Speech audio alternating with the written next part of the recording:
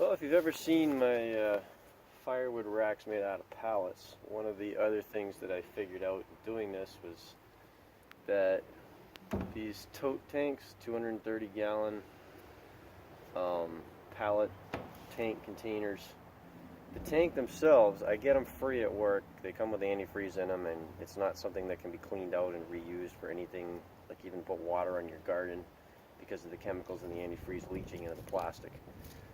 So I figured, and it's too much bother to ship them back because it's hazmat, because they had stuff that was considered explosive in them. It's alcohol as well. So I just take them apart and cut them up and use them as the roof for my firewood rack. So here's how I take the tanks apart. It's just a Torx bit for the screws.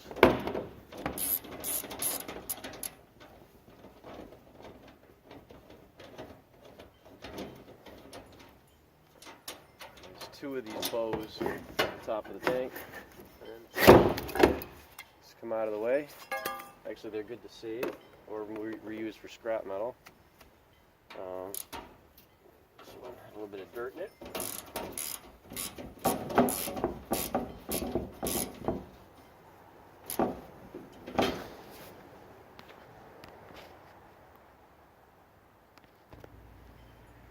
So now with the bows removed, it's very easy.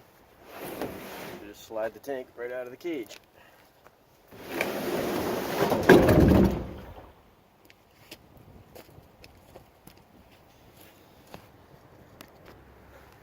Okay, so when you look at one of these tanks, they have rectangular sides, rectangular top and bottom, and the ends are square. So this is the part that I cut away in order to make the rectangular sides into the roof of one continuous panel. I just use a uni bit like this to drill holes that help me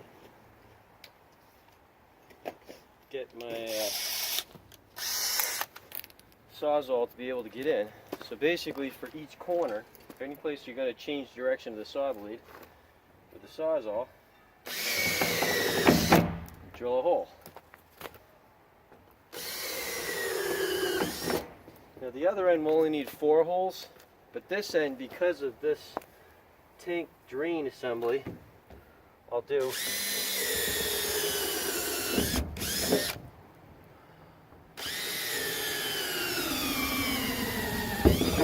I'll do 4 extras just to make it around it.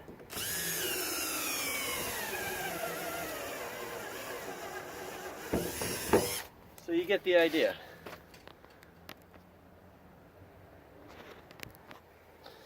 And then with a sawzall, we'll just connect the dots to cut off the end panels.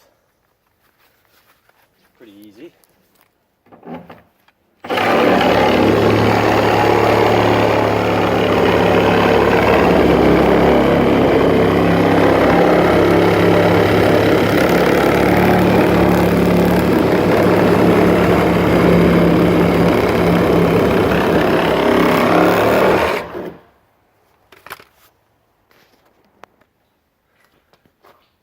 And you'll notice I just keep tipping the tank over.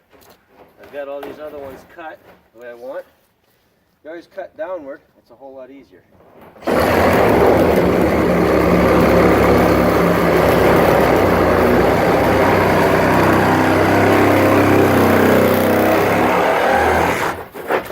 there you go. Do the same thing to the other end, and we'll be almost ready to make this into a lid. And drilling the holes in the other end, same thing. You kind of want to be located not straight on the flat, but a little bit out on the corner as you drill.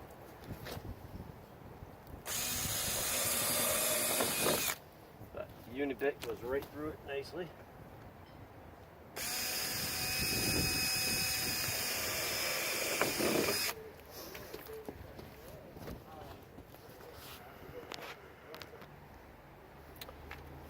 And again, cut the other end off.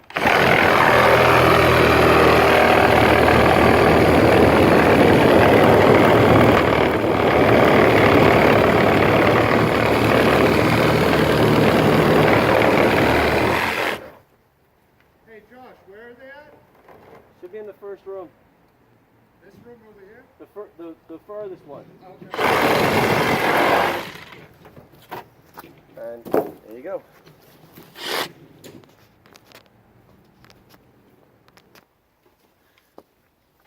And then for actually making this into a roof, the best trick I've found is to slice right through this filler cap in the top, kind of following that seam. It's tough, it's thicker plastic, but it'll help it all lie better and the lid to work out better for you. And this won't be a problem because it's at the end of your firewood rack.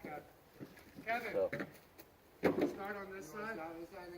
So when you start on the bottom, so this is the way to do it. yeah, he did. Well, that's wood that's already.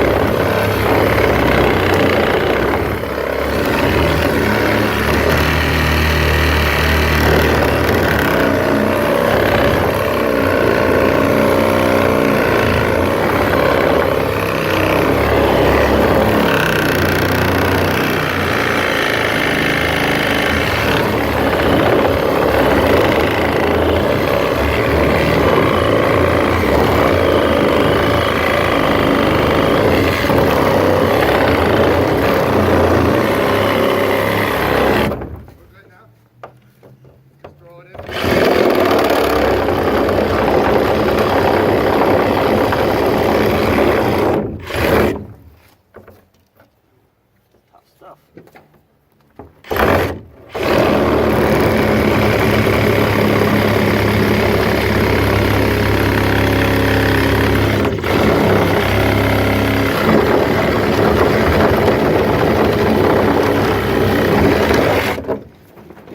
So you get the idea.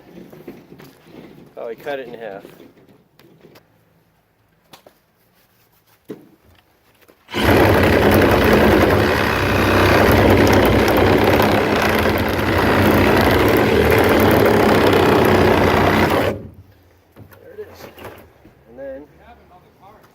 Each of these corners you have to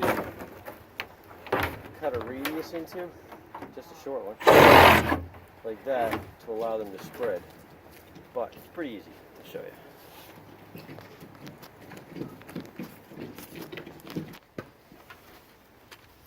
So just right here from that corner, doesn't have to be much deeper than that.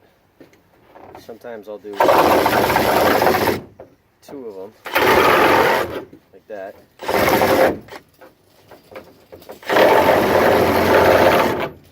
Just to help it around that radius. These really don't matter. The ends of the wood don't really matter that much. The body of it gets covered, and that's what counts. So now, with all those corners trimmed, you can take it, lay it out, and it will sit mostly flush.